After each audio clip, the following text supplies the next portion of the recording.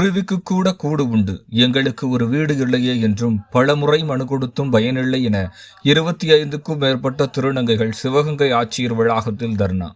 சிவகங்கை ஆட்சியர் அலுவலகத்தில் மக்கள் குறைதீர்க்கும் கூட்டத்தில் கலந்து கொண்ட திருநங்கைகள், குருவிக்கு கூட கூடுண்டு, ஆனால் எங்களுக்கு ஒரு வீடு இல்லையே என்று, எங்களுக்கு தங்குவதற்கும் வீடு வேண்டும் என்றும், அப்பொழுதுதான் எங்களுடைய வாழ்க்கை அடுத்த கட்டத்திற்கு செல்ல முடியும். நாங்கள் வாடகை வீட்டிற்கு சென்றால் நீங்கள் திருநங்கைகள் எத்தனை பேர் இருக்கிறீர்கள், உங்களுக்கான அடையாள அட்டைகள் என்ன என்று கேட்டு எங்களை மனவருத்தம் அடைய வைக்கிறார்கள். அதே நேரத்தில் எங்களுக்கு என்று ஒரு இலவச வீட்டுமனை இருந்தால் எங்களுக்கு உரிய அடிப்படை அடையாள அட்டைகள் யாவும் கிடைக்கப்பெற்று நாங்களும் மற்றவர்களைப் போல வேலை செய்து சாப்பிடக்கூடிய நிலைக்கு நாங்கள் முன்னேற முடியும். எங்களுக்கு அடிப்படை வசதி இல்லாததால் அடிப்படை உரிமைகள் மறுக்கப்படுவதால் நாங்கள் கடைகளிலும் வணிக வீதிகளில் கையேந்தி யாசகம் எடுத்து பொழப்பு நடத்தக்கூடிய ஒரு சூழ்நிலை உருவாகியுள்ளது. முதல்வர் எவ்வளவோ நல்ல திட்டங்களை செய்கிறார்கள். திருநங்கைகளாகிய எங்களுக்கு இந்த ஒரு உதவியை செய்தாக வேண்டும். எங்களுக்கு எந்த ஒரு சலுகை ஏற்படுத்தவில்லை என்றால் தர்ணா போராட்டம் செய்யப்படும் என திருநங்கை அனிதா தெரிவித்தார். பேர் அனிதா, நான் சிவகங்கை மாவட்ட காரைக்குடிலேருந்து வந்திருக்கேன். நான் என் கூட சேர்ந்து ஒரு பையன் திருநங்கை வந்துக்கிறாங்க. நாங்கள் வீட்டு மனப்பட்டாக்கு இலவச மனப்பட்டாக்கு எழுதி போட்டிருக்கோம். 3 வருஷமாக எங்களுடைய எந்த ஒரு அடிப்படை இல்லை எங்களுக்கு. அதே மாதிரி எங்களுக்கு எந்த ஒரு செஞ்சு கொடுக்க மாட்டாங்க.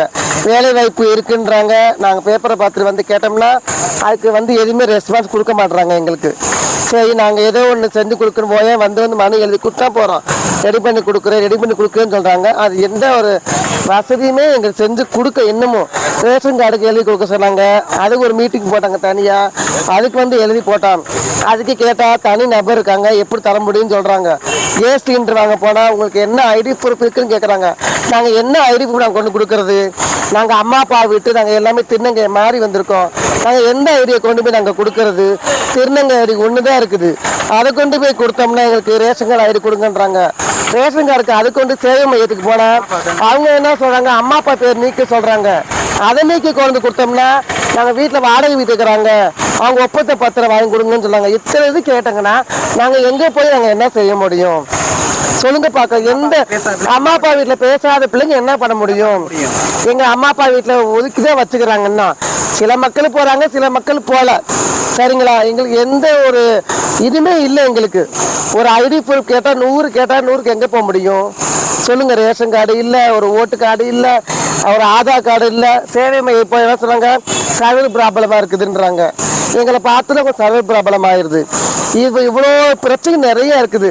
இந்த காரைக்குடியில் சிவகங்கை மாதிரி எந்த அடிப்படையும் எங்களுக்கு செஞ்சு கொடுக்கல.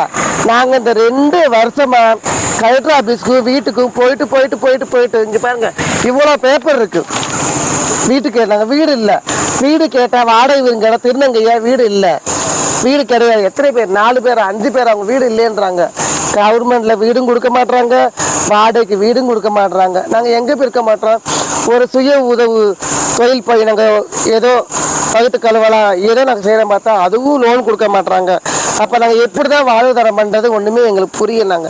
நாங்கள் வீட்டுக்கு வாசலுக்கு அலைஞ்சாலும் போயிட்டு போயிட்டு வரோம். எங்களுக்கு கோரிக்கை இதுதான்.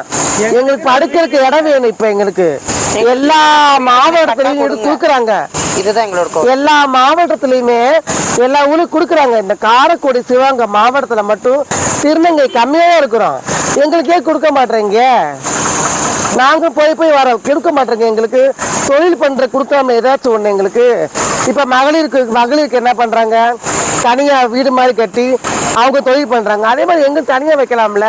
எங்கள் கையில் நீங்கள் பணமாக கூட கொடுக்க வேணாம். 4 கடை மாதிரி வச்சு எங்களுக்கு கொண்டு உட்கார வைங்க.